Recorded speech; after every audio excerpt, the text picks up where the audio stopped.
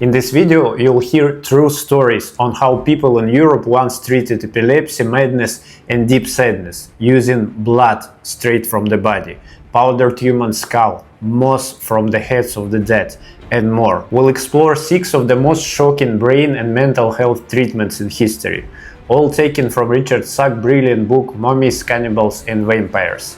This is not my imagination. These things really happened. You'll see how fear, hope and superstition shaped medicine, and how sometimes people came dangerously close to real science without even knowing it. And watch till the end, because the last cure is so bizarre, it might be the one that finally makes you say, nope, I'm out. We start with something raw, immediate and very human. Blood. In the 17th and 18th centuries, some doctors believed that drinking fresh, warm blood could restore life and balance to a sick brain. It wasn't taken from a bottle. It wasn't cool and stored. It was taken directly from the living. Imagine this. You're standing in a town square. A criminal is being publicly executed. And right there in the crowd, people are waiting with cups, not to toast the end of justice, but to drink the blood of the condemned, still warm, straight from the body. They believed it could cure epilepsy. The logic: epileptic seizures were thought to be a kind of death in miniature. Fresh blood from a healthy body was life itself, so maybe it could shock the patient's system back into balance. Sometimes the patient didn't even drink it themselves.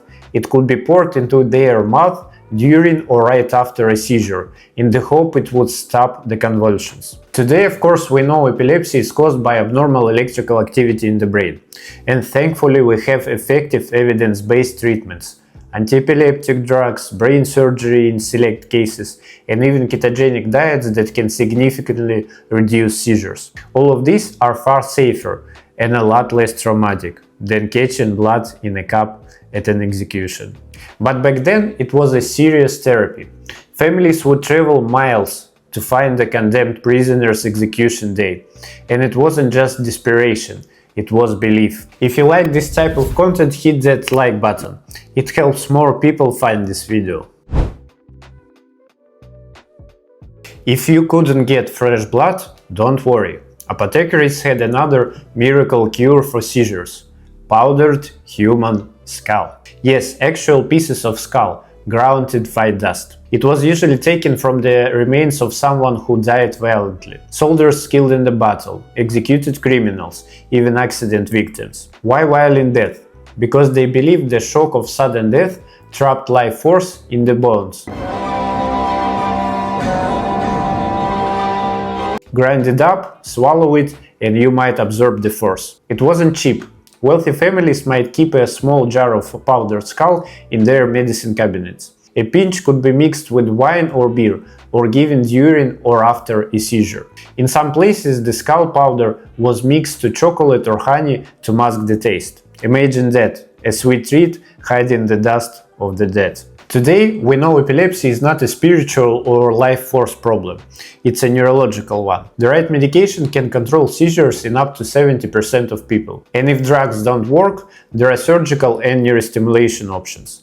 But back then, ground up bone was seen as cutting-edge medicine.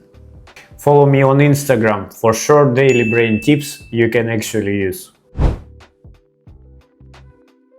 Now we get stranger. Sometimes, instead of using the skull itself, healers would scrape the moss that grew on it. I've got a bad feeling about this. This dead man's moss was believed to have absorbed the essence of the person. It was carefully collected from skulls in graveyards, dried and powdered. Then, just like skull dust, it was given to treat seizures or severe headaches. The thinking was simple. The moss lived in the dead, so it must carry both death's power and life's endurance. But graveyards weren't just for moss harvesters. Some treatments used bone shavings, powdered teeth, or even mix of soil from the grave and water. It sounds unbelievable now, but these remedies were traded openly in some markets. Let's leave epilepsy for a moment and talk about something closer to modern mental health: melancholia. Today we'd probably call it major depressive disorder.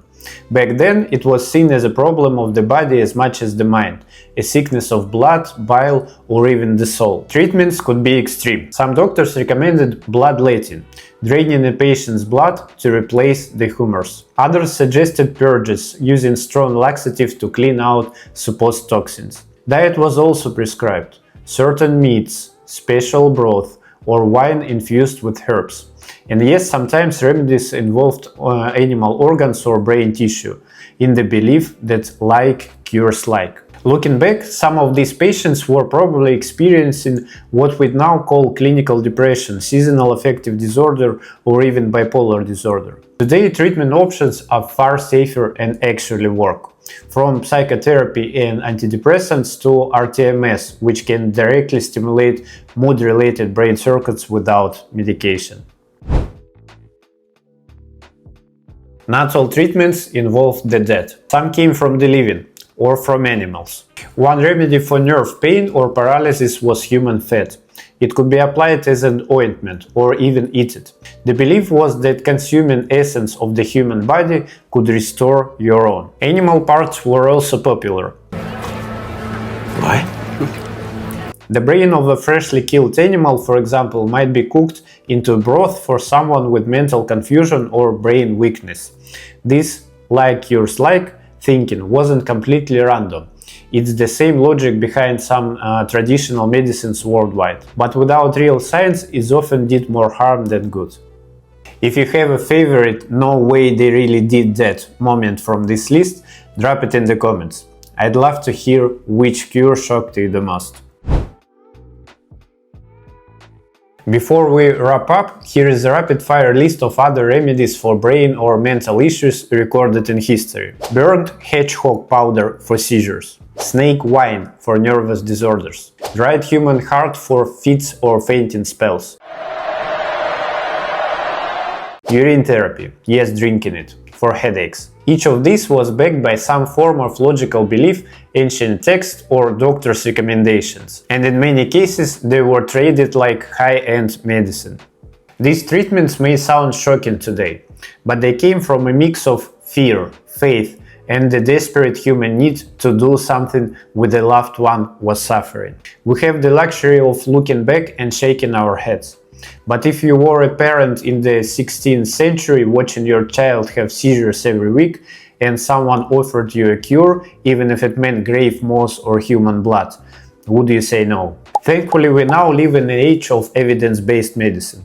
But remembering these stories keep us humble and remind us how far we've come. And if you want more real, unfiltered medical history with the brain and neurological twist, subscribe to my channel. Thanks for watching. See you in the next one.